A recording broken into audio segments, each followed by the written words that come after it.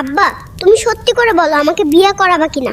আমার যে বিয়ার বয়স পার হয়ে যাচ্ছে সে খেয়াল রাখছো? বিয়া? এখনই কিসের বিয়া বিল্লু?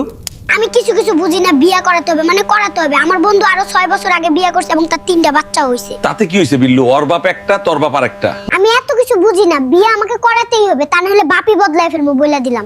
তোর যা ইচ্ছা হয় কর বিল্লু, বিয়া তোকে কিছুতেই করামু না। তুমি বুঝো না কেন আব্বা?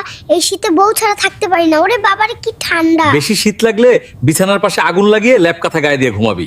তবুও তুমি আমাকে বিয়ে করাবা না আব্বা? ঠিক আছে, আজকে থেকে তুমি আমার বাপ না, আমি গেলাম গা, তুমি তোমার জেদ নিয়ে থাকো। কোথায় যাচ্ছিস বিল্লু?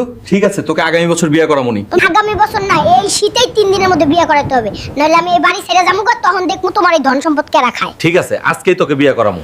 তাহলে চলো পাত্রী দেখবার যাই, ভালো পাত্রী লাগবে আমার বলে দিলাম। তা না হয় যাবি বিল্লু, কিন্তু তুই তো ইনকাম করস না। ইনকাম না করলে তোরা কেরা মাইয়া দিব? আমার বাপ হলো কোটিপতি, আমার ইনকাম করতে হবে না। বাপের যা আছে তাতে 14 পুরুষ খাইয়া যেতে পারমু। বাপের আছে দেখে কামাই করা লাগবো না? বৈশা খাইলে রাজার ভান্ডারও শেষ করে ফেলবি। ওইটা নিয়ে তোমার ভাবতে হবে না, তুমি বিয়ে করার সময় তো আমার কিছু জানাও নাই। নিজের মতো নিজে বিয়া করে ফেলছ। যা ইচ্ছা কর, বিয়া করাইতে বলছস করাই দিলাম, আমার কাজ শেষ। আহা, অবশেষে বিয়েটা করেই ফেললাম। কি বলো বউ, এখন আর শীতে কষ্ট হবে না আমার? কি শীতের জন্য বিয়ে করছো তুমি আমারে? কিছুদিন যাক, তোমাকে আমি মজা দেখাবো। জরিনা, তুই অনেক দিন ধরে গোসল করিস না, আজকে গোসল করে আয়, না হলে কিন্তু আমার সাথে বিছানায় থাকতে দিব না। আমাকে বলছো কেন? তুমিই তো গোসল করো না বিল্লু। গোসল আমি করব না, গোসলের কানে ধরছি আর না। ঠান্ডা আমার লাগে, তোমার না। 6 মাস শীত আর 6 মাস গরম। আগে গরম মাসুক। উফ জরিনা, বাইরে যে শীত পড়েছে, মনে হচ্ছে সাইবেরিয়া চলে এসেছি। এই শীতে যদি গরম গরম ধোয়া ওঠা ভাপা পিঠার নলেন গুড় না হয়, তবে তো জীবনটাই বৃথা। হ্যাঁ, জীবন বৃথা হওয়ার আগে চালের গুঁড়ো করা আর নারকেল কোরানোর কথা ভেবেছো? ওই কাজগুলো কে করবে? ওসব তো ব্যাকডেটেড কাজ। আমি ইউটিউবে দেখেছি ব্লেন্ডারে চাল গুঁড়ো করা যায়। তুমি শুধু আয়োজন শুরু করো, আমি আছি তো তোমার হেল্পিং হ্যান্ড হিসেবে। বিল্লু, আমি বলেছিলাম চালটা হালকা ভেজাতে, তুমি তো এটাকে সাঁতার কাটানোর জন্য পুকুর বানিয়ে ফেলেছো। আরে নীলা মর্জিনা, একেই বলে ময়েশ্চার কন্ট্রোল। এখন এই ভেজা চাল দিয়ে কি পিঠা হবে নাকি হালুয়া? আরে পিঠা এখন একদম তুলতুলে হবে। আর দেখো আমি গুঁড়োগুলোকে কি সুন্দর জ্যামিতিক আকারে কেটেছি, একদম ত্রিভুজ চতুর্ভুজ। গুড় দিয়ে জ্যামিতি করতে বলেনি কেউ। এখন এই ছাঁচে পিঠা দাও। জরিনা, মনে হয় ভাপা পিঠাগুলো হয়ে গেছে, সুগন্ধ বের হচ্ছে।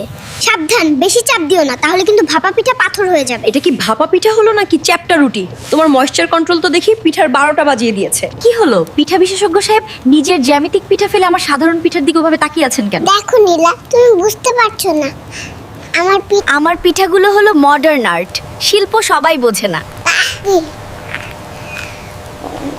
তাহলে তাহলে তো আর্ট তো পেটে সয় না। ভাবছি টেস্ট একটু কম্পেয়ার করে দেখা দরকার। দাও তোমার একটা পিঠা রিসার্চ করে দেখি। জরিনা প্লিজ, কাল থেকে আমি কিচেনের ধারের কাছেও যাব না। জাস্ট একটা পিঠা দাও। পেটের ভেতর ইঁদুরগুলো এখন কুস্তি খেলছে। যাই হোক, দেয়া যাবে না। বউ, খাইতে দাও, খিদা লাগছে, পেটের ভিতরে ইঁদুর দৌড়াইতেছে। এই নাও, খাও। বাপের যা সম্পদ ছিল তা তুমি এক পুরুষেই খায় শেষ করলা। আর কয়দিন পর ভিক্ষা কইরা খাইতে হবো, থাকতেও হবো ভাঙা ঘরে। এত তাড়াতাড়ি আব্বার 14 পুরুষের সম্পদ শেষ?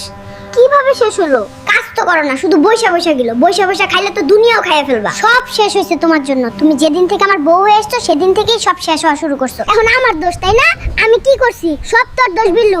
বেশি কথা কইলে কিন্তু আমি বাপের বাড়ি চলে যাবো। তোর যাইতে হবো না, আমি তোর বাপের বাড়ি রাখাইতাছি। আমি যাবো না, আমি তোর ঘাড়ের উপর বসে তোর চুইসা খামু। আমি তা কখনোই এবার দিব না। আমার সবকিছু শেষ করে ফেলছো না। সম্পদ আমার খাইছস তোর না। শ্বশুর বাড়ি পিড়ায় আইসা বসছি, কিন্তু আমি তোমার ছাড়া থাকবো কেমনে? যেমনে আমি তোর ছাড়া থাকবো, ভালো থাকিস। বউয়ের শখ গেছে আমার। বন্ধুরা, বিল্লুর ভিডিও নিয়মিত দেখতে ও উপভোগ করতে বিডি ফান টাইম ইউটিউব চ্যানেলটি সাবস্ক্রাইব করো। আর ভিডিওটি দেখার জন্য অনেক ধন্যবাদ।